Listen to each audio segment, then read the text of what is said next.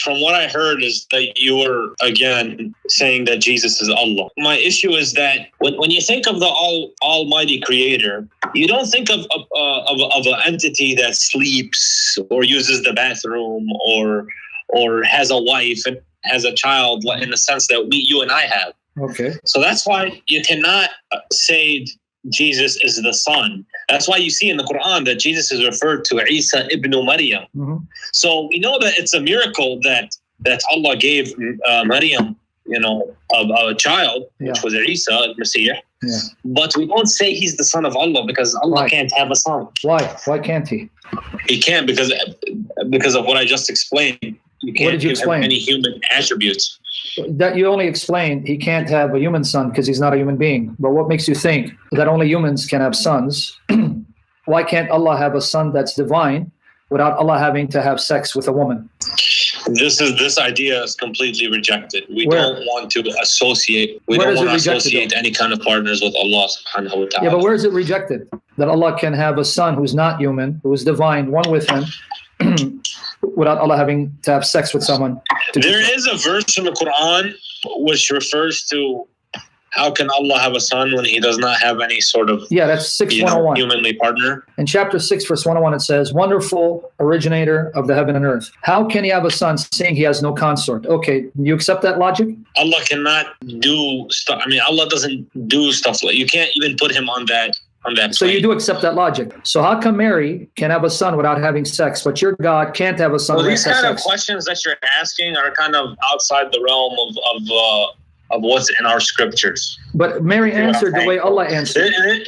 This question that you're asking is not something that we can answer based off what we know from our scriptures and our scholars and stuff like that. Okay. So people such as Ibn Kathir or Ibn Abbas, when they comment on those ayat, they will say that Allah can't have a son. Okay, and I keep telling these Muslim scholars, the present, because they're dead in the past, I can't ask them, why? Why can't he? I don't understand it. Just to say he can't doesn't tell me why he cannot.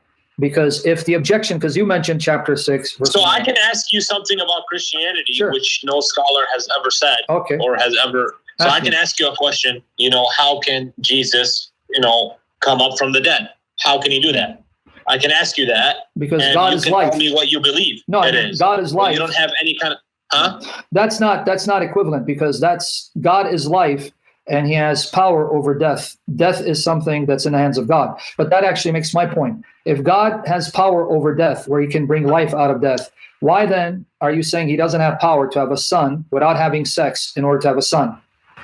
So you see, it says like having a son is sort of it's a humanly trait, and because we don't like to associate our Creator with having anything humanly. Yeah, to be honest with you, the Quran denies that having a son is simply a human trait. The Quran actually acknowledges there are things that are said to be the mother of something or the offspring of something that are not human. For example, in chapter 43, verse 4 of the Quran, it says, this Quran is in Kitab, the mother of the book that is with us. And then in chapter 13, verse 39, there it says Allah can confirm or blot out whatever he so wishes because with him is Kitab, the mother of the book. It says that in both those verses. You can read Arabic and confirm. So if you're saying having a son is a human trait, how then can there be the mother of the book with Allah if having children is a human trait?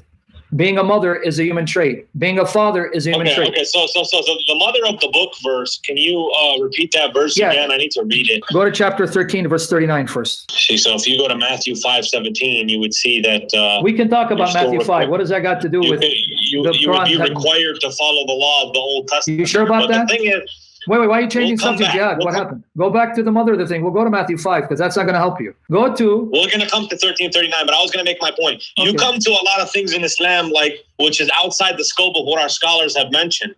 And the thing is, in Christianity, you don't have really any scholars that mention anything. You guys just say what it is that you believe. I'm going to name you some over time. All right, well, I'm going to name some too. Especially to the Catholic Church. But now we can go back to 1339.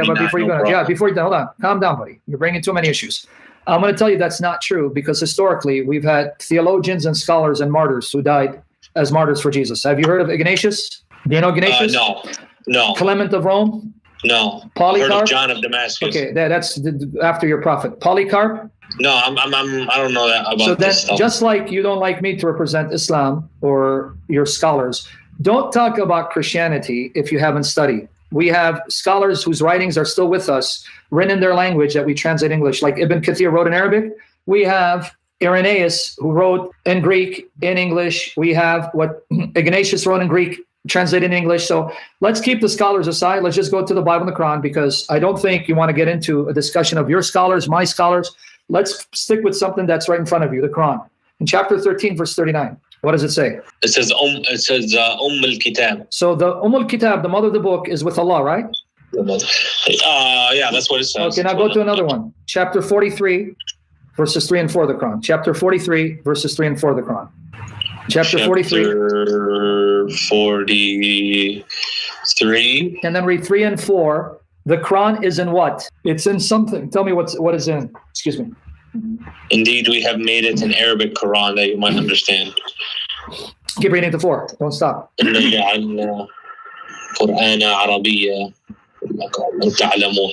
so it's in Arabic. Keep going. And indeed, it is in the mother of the book, with us exalted and full of wisdom. So the Quran, it lives where? Where does it live? It's inside what? Yeah, and indeed it is in the mother of the book. With so us it's exalted. in the mother of the book, right? The Quran is in the mother of the book, right? What are you driving at? Okay, well, if you be patient, I'll get there, man. Just be patient, dude. So the Quran, you read it in Arabic, is in the mother of the book, right? So it comes out of the mother of the book, right? وَإِنَّ فِي الْكِتَابِ. Fi, that's in, fi. So it's in. فِي, but it doesn't say the Quran is. Yes, it is. Just what's before it? This is the Arabic Quran. Okay, what's the inna fi? What is it referring to in verse 3, buddy? Come on, man. The Arabic Quran. It is in. All right, so do you agree with me? There's a mother of the book with Allah.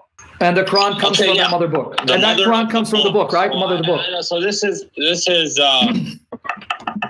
so Allah revealed the Quran. He made it perfectly clear. So it's with him, but he gave it to us. No, it didn't say with him. No. So you mistranslated the verse in my presence. It didn't say it's with him. It says the mother of the book is with him, and the Quran is in that mother. It didn't say the Quran is with him. It said the mother of the book is with him, and the Quran is in that mother. It came out of that mother of the book. Did you read the verse? Yeah. Exactly. Good. So here we go. Oh, good. So you said exactly right? Jihad, you said exactly. So the mother would have been the original Torah. No, we're not talking about. Don't change the subject, dude. Talk about the mother of the book. When they change the scriptures, the Jews and the Christians. How can the Quran have a mother, Jihad? So you're changing the topic because you're scared. It's okay. I know you're scared. How can the Quran have a mother who's the daddy, Jihad? Don't tell me I'm scared. Okay, then answer the question. If the Quran has a mommy, who's the daddy? Mommy is there. Where's daddy? Look, man, you're really coming to the points now that have no significance. You're telling me who is the mother of the book. From first sight, the way I see it, and you didn't even give me an opportunity to read the tafsir here. But we got to go to tafsir. My interpretation, this is kind of referring to the Quran sort of being the confirmation of what was revealed before. So wait, you're telling me you can't understand the plain Arabic Quran, you have to go tafsir. But so whole point is, in heaven with Allah, there's the mother of the book. If there's a mother with Allah, it's the mother of the book. Then how can the mother have offspring if it doesn't have a consort? If it's the mommy, there has to be a daddy. Otherwise, there's no mommy without daddy, right? So this is a linguistic issue. Linguistic issue. So in Arabic, when you say al-Kitab, it's not a literal mother. It's like in the Arabic language, they say like if I say this is, Abu, he's, I say Abu Asmar, like, this guy is, he's really brown. He's Abu this. So we don't like, it's not like a literal. Okay. So you're saying you can have. This is a linguistic issue. Right, linguistic. I think you know a little bit of Hold Arabic. on, let's come back to it. So you would be able to know these linguistic nuances. Okay, well, let's come back to it. You just proved my point. The mother of something, the father of something, or the son of something doesn't have to be physical, sexual. So you just admit my point. So why can't God have a son without it being sexual and physical? See, that's the point I'm making, and you're seeing the point when it comes to the mother of the book. Well, that's a different story. All right, well, let's go to Surah An-Nisa. Can we go to chapter 4 now? because Quran? we're referring to Allah, which is a different thing. It's a hard thing to say Allah because the mother is with Allah. How is it with Allah if Allah is not the daddy? It belongs to Allah. The mommy belongs to Allah. That means Allah is the daddy. So I just showed you Allah's consort. It's the mother of the book. Because at the end of the day, we don't want to refer. So anything we talk about, like I just described these linguistic nuances, at the end of the day, we don't ascribe anything to Allah. Why don't you understand about that? I didn't ascribe anything. I'm just reading your Quran. He's so exalted that we just leave him in a category by himself. We don't say he has a wife. Good. Okay, I'm going to agree with you. All right, now, when you say he's exalted, do you believe he's above the throne or is he on the throne? Is he on the arsh or is he above the arsh? Is he on the kursi or above the kursi? Is he on it or above it? I don't know what you believe. Okay, so this is no, because you said he's exalted. Which verse are you talking about now? There's chapter 7 of the Quran, verse 54. Chapter 7, verse 54. Chapter 7, verse 54. Yeah, because I have a question about that. Where Allah is? You said because he said he's exalted.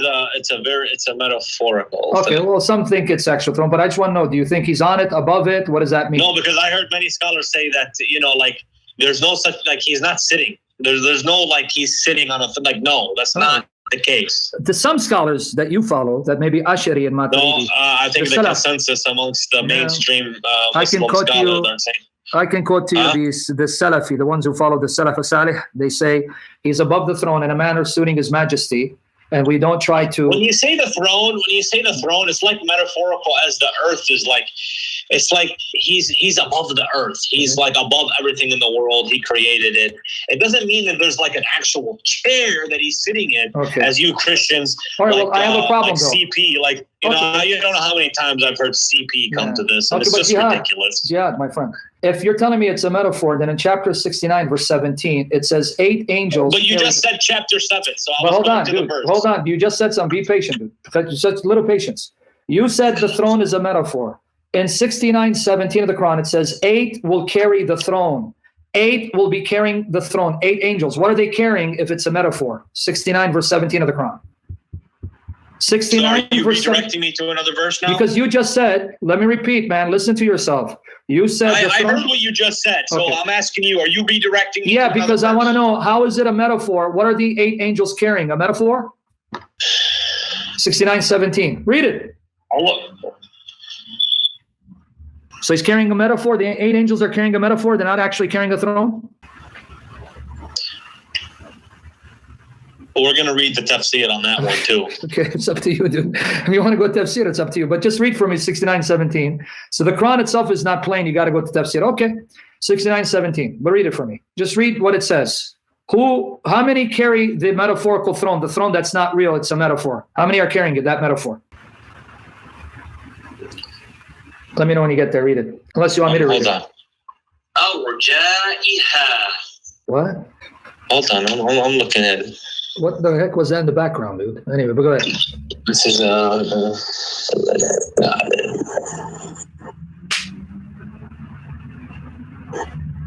right. Yeah. If you want me to read, I'll read it for you. You can find tafsir because it's taking a long time to find it. You can. Read what you got. Okay. Whatever translation. Well, I have a lot of them. I'll read Hilali Khan. And the angels will be on its sides, and 8 angels will that they bear the throne of your Lord above them. So they're going to carry the throne above them. 8 angels? 8 of them? Yeah, do you want me to add? I'm just going with the verse. I can't add to the verse. يحملوا العرش ربك في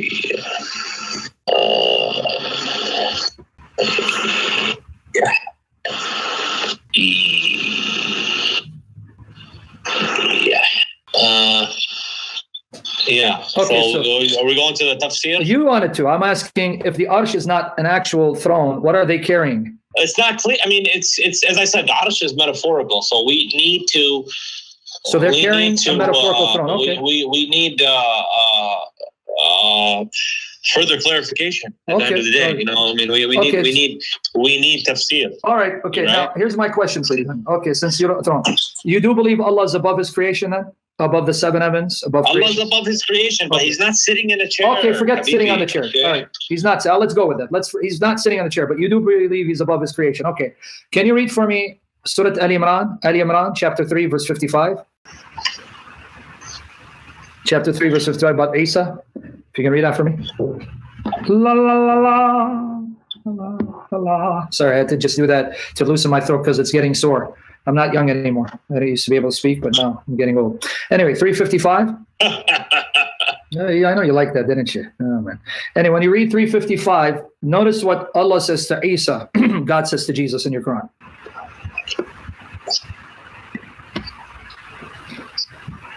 Yeah. If you want, I'll read it. It's up to you. I'm looking. I'm scrolling down, man. Give me a second. Okay. I mean, I can read it too. You let me know if it's up to you. You can read it. I'll read it. You can read Arabic. I'll read in English.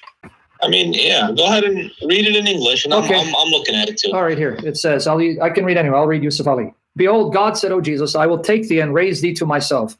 I will raise thee to myself." That's the part I wanted to focus on. And raise thee. When Allah said, "Oh Jesus, indeed, I will take you and raise you to myself and purify you." Okay, myself, right? So Allah's going to take Jesus to who? Allah's taking Jesus to who? He picked him up. Yeah, but it says to myself. Who's myself? Allah took him to heaven.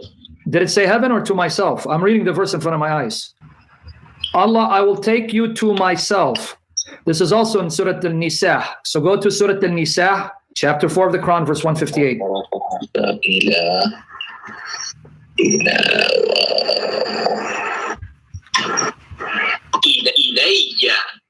To myself. All right, so now what about 4:158? Surah An-Nisa, chapter 4, verse 158. Does it say the same thing? You want me to read in English? Chapter 4, verse 158, Surah An-Nisa. Same thing about Isa. They neither killed nor crucified him. But then it says, when you get there, chapter 4, verse 158, nay, but Allah took him unto himself. Allah is ever mighty wise. So Allah took him to himself. To himself. You said verse 2, 158? No, chapter 4, verse 158. Surah An-Nisa, chapter 4, verse 158. So I just read it. Nay, Allah took him to himself. Allah took Jesus to himself. And that's what 355 said. Yeah. I will take thee to myself, right? Rather, Allah raised him to himself. You got it, right? Allah. Okay. So, Aziz and Hakim. Okay, now your Quran just said, and I want you to hear it carefully, your Quran just said, in two places, Allah took Jesus to himself. I will take you to myself, took him to himself. But you just said Allah is above the creation. So now you just have to admit Jesus is with Allah above the creation because he's with Allah. Why is Jesus above the creation? Because Allah took him up there. So a creature is above creation. A creature is above creation? A creature is above creation? Allahu A'lam. Allah is the creator. Jesus was sent. No, that's not what I'm asking. If he's a creature, how can a creature be above creation? To say he's above creation means he's separate from creation. That doesn't work. He's in heaven. Didn't say heaven, unless Allah's in heaven. Allah does as he wills. All right, so Allah will to take a creature above creation to be with him, making him his partner. But if you're a creature, you can't be above creation. To be a creature means you're part of creation. If you're above creation, that means you're separate from creation. So either Jesus is separate from creation or he's part of creation. If he's part of creation, he can't be above creation with Allah. Make up your mind. I'm telling you, Jesus is in heaven with Allah. But the Quran didn't say he's in heaven.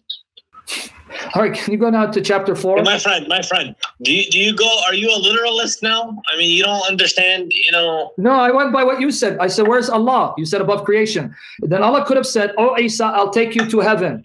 Couldn't Allah have said that? But he didn't say, he goes, oh, Isa, I will take you to myself. I just went with what you said. Allah is above the heavens and the earth. And Jesus is there. Allah picked up Isa because when they tried to crucify him, somebody else was put in his place because Allah was not going to allow him that to happen to him. Okay, so you just said wants that for Isa alayhi salam. Good, but you just said Allah is above the heavens and the earth. So now Jesus is above the heavens and the earth. Excellent, I like that.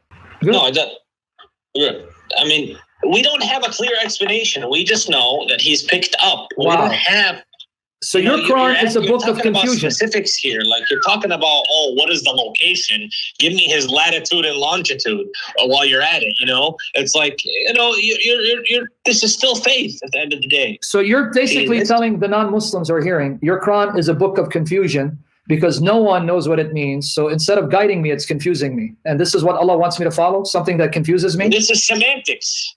I mean, you're getting too deep. I'm getting too deep because I'm taking the words for what they say.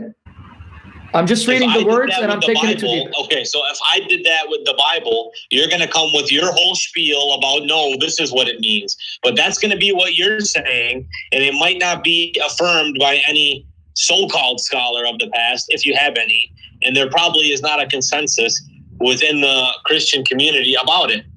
So we have what our scholars say, and you're talking about, I mean, you're really getting into semantics to a whole nother level, to where it's like, okay, how can we know?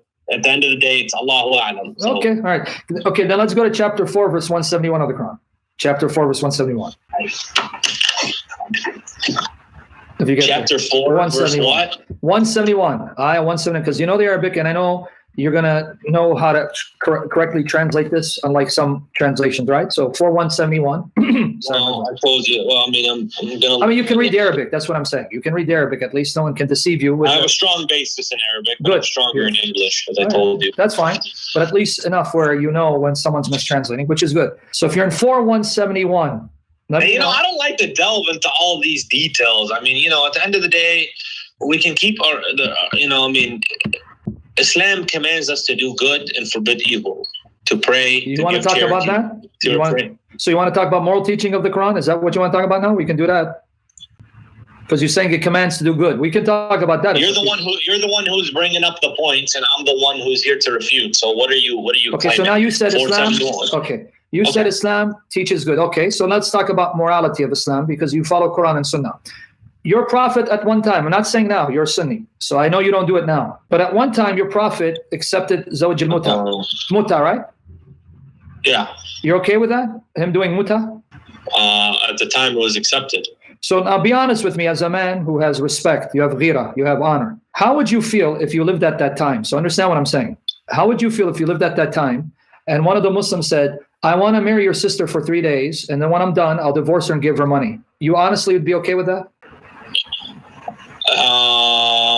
I don't believe that it was done in that context. I believe it was more of, when they were away from their wives. Oh, so it's okay? They're away? So, okay, a Muslim from California is away from his wife, and you're living in Chicago. And he says, Ya akhi, I want to marry your sister for 3 days and give her money when I'm done, because my wife is in California. Are you okay with that?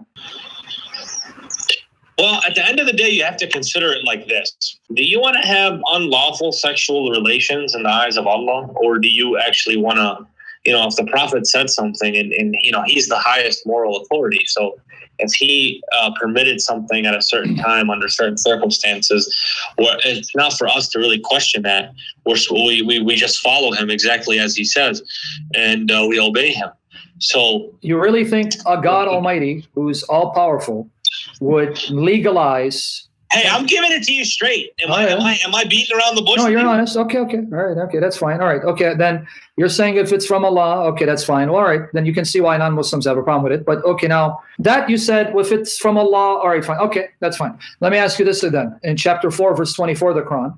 I don't have an issue with it, but it's not something that at the time, so a lot of things about the Quran is it's descriptive. So there are certain things that you guys like to point to, and if I come with Numbers 31, yeah, you're gonna it's that time. It's Moses had to do this. No, that's not my answer. I wouldn't answer that way.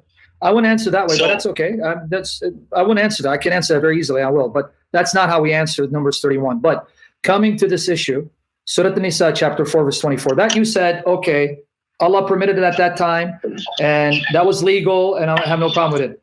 But now the Shia, who say that their hadith still allows muta, it's not been abrogated. Do you then tell them, then you guys are committing zina because you're committing prostitution and trying to excuse it? Would you accuse them of committing zina? Yeah, because it was said that it was allowed for a certain period of time. Like when the Muslims, they went on expeditions and they were away from their wives, they were allowed to do it. But they could do it. They didn't have any wives at that time, and it was a different time and stuff like that. Okay, so the Shia doing it today.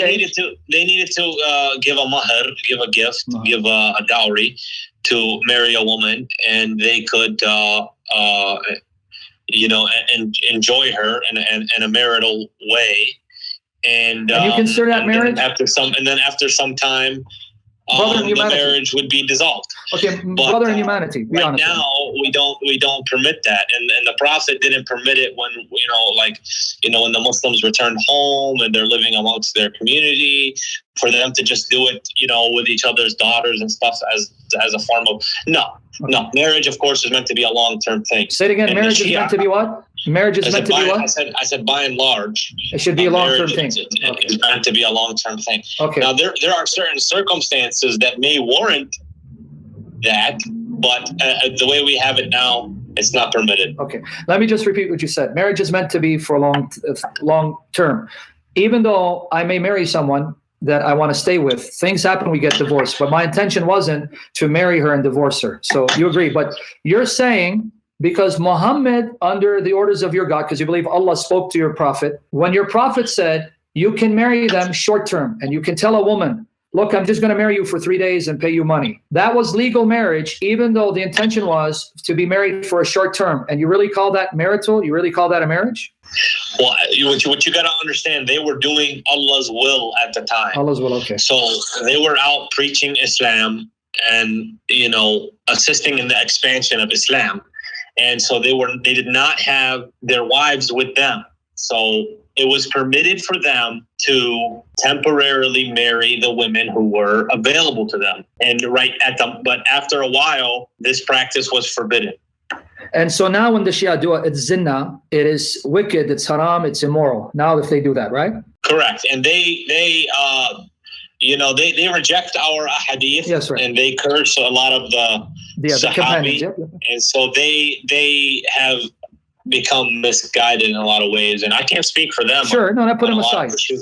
But I just want to make sure we get this correct. Now when the Shia do it, it's zina, it's sexual immorality, it's even adultery. We'd even call it prostitution. But for some reason, when your prophet allowed it to be done, because he allowed it, then it's no longer prostitution, it's no longer adultery, it's no longer sexual morality. So what changed? What changed is the circumstances. Oh, so when Muhammad decides if the circumstances are right, then it's no longer zina. Okay. So there are certain circumstances which may warrant that, like in maybe like a wartime or, something like that where it's of dire need. But the way we're living now, it's not as if we need to have temporary marriages. Right. It's not something that we should practice, but marriage should be more long term. Should be, yeah. The way we do okay, all right. Now another question then, because you said Islam teaches good and so on. All right. In 424 of the Quran, Surah An-Nisa, chapter 4, verse 24, it says, unlawful for Muslims are married women except those whom your right hands possess. So I can go to the Hadith, Sahih Muslim, Sunan Abu Dawud, but I think that this is referring to when the Muslims are in war and they attack a place and they take people captive. And they find beautiful women that they've taken captive who are married. The Quran says those women, though they're married, because they are captives, they are lawful for you to have sex with, you can sell them. Are you okay with that? So now you're talking about malakat al-yamin. Yep. And maghanim, which are like spoils, I guess. Yes. So you okay with that? We're talking about, excuse me. Yeah, go ahead.